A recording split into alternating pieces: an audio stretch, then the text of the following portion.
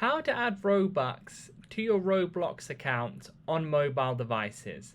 So this would be the same for the Roblox app on Android or iOS devices like the iPhone or iPad.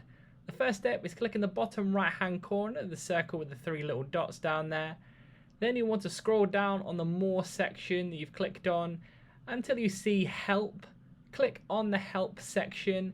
Then it will bring up this screen here where you want to kind of scroll down on the help section here until you see a section which says something like how to redeem and spend your gift card. You want to click on that. Then you want to click on that blue link there where it says roblox.com/redeem. You can also go directly to that website on your mobile device as well. That will lead you to here. Then you can type in your Robux code. You can redeem it.